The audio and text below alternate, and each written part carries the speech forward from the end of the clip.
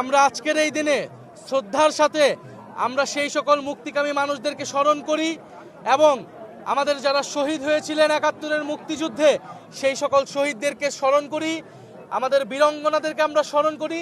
তাদের আত্মত্যাগের মাধ্যমে আমরা এই স্বাধীন ভূখণ্ড পেয়েছিলাম। আমরা স্বাধীন ভূখণ্ড পেলেও গত ৫৪ বছরের ইতিহাসে আমরা দেখেছি বাংলাদেশের জনগণের সাথে বারবার প্রতারণা করা হয়েছিল। মুক্তিযুদ্ধের যেই প্রতিশ্রুতি নিয়ে এই দেশ আমরা গঠন করেছিলাম, সেই দেশের আমরা বিনির্মাণ করতে পারি নাই। এই দেশে না সাম্য প্রতিষ্ঠা হয়েছে, না মানবিক মর্যাদা, না সামাজিক সুবিচার প্রতিষ্ঠা হয়েছে, বরঞ্চ এই দেশে ফ্যাসিবাদ কায়েম করা হয়েছিল। সেই ফ্যাসিবাদের বিরুদ্ধেই ২০২৪ সালের গণ অভ্যুত্থান এবং গণবিপ্লব সংঘটিত হয়েছিল। আমরা মনে করি ৪৭ থেকে ৭১, ৭১ থেকে ২৪ যে ঐতিহাসিক লড়াই এই বঙ্গ জনপদের মানুষ করেছে, সেই লড়াই উত্তরসূরি আমরা সেই লড়াইকে ধারণ করে সামনের দিকের বাংলাদেশ আমরা বিনির্মাণ করতে চাই।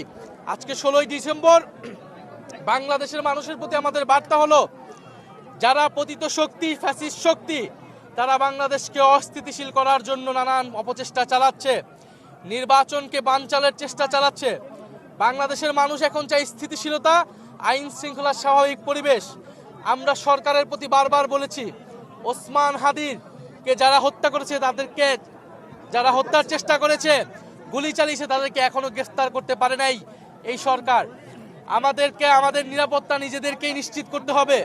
ফলে জনগণের মধ্যে আমাদের সেই সংগঠন লাগবে। জনগণকে আমরা আবার আহ্বান জানাবো, ৫ই আগস্টের পরবর্তী সময়ে আমাদের নিজেদের নিরাপত্তা আমরা নিজেরাই নিশ্চিত করেছিলাম। তখন কোনো সরকার ছিল না, পুলিশ ছিল না।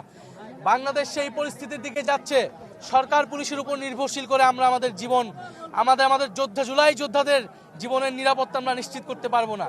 ফলে মানুষকে সচেতন থাকার আহ্বান জানাচ্ছি এবং সামনের যে নির্বাচন, এই নির্বাচনটি হচ্ছে গণভোট। ফলে আগামী নির্বাচনে, আগামী গণভোটে সংস্কারের পক্ষে গণজোয়ার তৈরি হবে।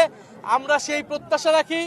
এনসিপির যারা এমপি পদপ্রার্থী রয়েছেন, তারা সংস্কারের পক্ষে, হ্যাঁর পক্ষে শাপলাকলি নিয়ে জনগণের দরজায় যাবেন।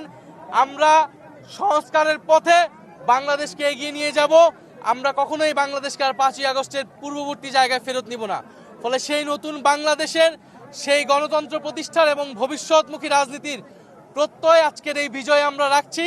এবং বাংলাদেশের জনগণের প্রতি আমাদের এই আহ্বান থাকবে যে আমরা ঐক্যবদ্ধ আছি।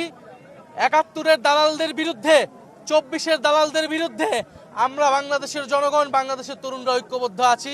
সামনের বাংলাদেশ আমাদের বিজয় আসবে।